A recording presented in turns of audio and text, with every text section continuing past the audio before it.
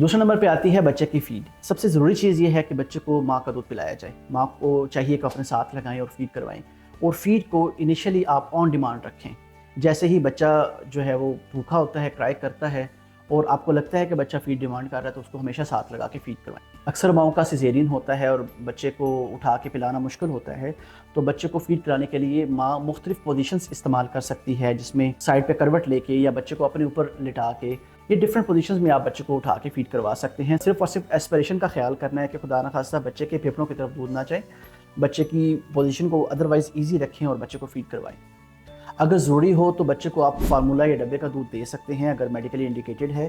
Formula या डब्बे का दूध बनाते टाइम ये ख्याल करें कि पहले जो है वो पाउडर शामिल किया जाए और फिर पानी डाला जाए, और जो पानी आप इसमें डाल रहे हैं वो मिनरल वाटर होना शर्त नहीं है। आप जो इवन फ़िल्टर का पानी है उसे बॉयल करके ठंडा कर लें तो वही पानी दूध बनाने के लिए इस्तेमाल किया जा सकता है, उसमें कोई हर्ज नहीं है। डाइल्यूशन यूजुअली बच्चों के लिए जो रूटीन के फार्मूलाज हैं वो 1:1 डाइल्यूशन होती है, यानी कि 1 आउंस में 1 ढक्कन आपने जो स्कूप उसमें से निकलता है वो 1 आउंस में 1 स्कूप डालना है, और 2 में 2, और एज़ पर डी जितना बच्चा डिमांड करे तो आपने उस हिसाब से बढ़ाते जाना है। With the passage of time initially बच्चे का जो स्टमक की स्टोरेज कैपेसिटी होती है बहुत छोटी होती है, जितना अखरोट होता है उतने साइज़ की होती है, लिहाजा बच्चे की डिमांड भी कम होती है, लेकिन मांगता बच्चा बार बार है और जल्दी फीड के लिए सेटिस्फाई हो जाता है, बट बार बार बच्चा हंगरी हो जाता है और मांगता रहता है।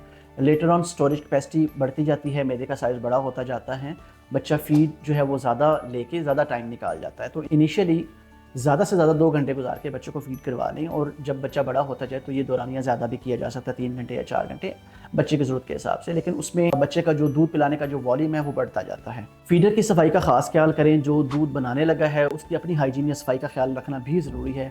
स्पेशली उसके नेल्स कटे हुए होने चाहिए, उसके हैंड वॉश होने चाहिए। उसका बेनिफिट ये होता है कि फीडर के ज़रिए से बच्चों को इन्फेक्शन लगने का चांस कम होता है। फीडर बनाने के लिए आप दोनों हाथों से इस तरह रोटेट करके फीडर को मिक्स कर सकते हैं। निप्पल को टच करने से अवॉइड करें, वरना इससे बच्चों को इन्फेक्शन लग सकती है।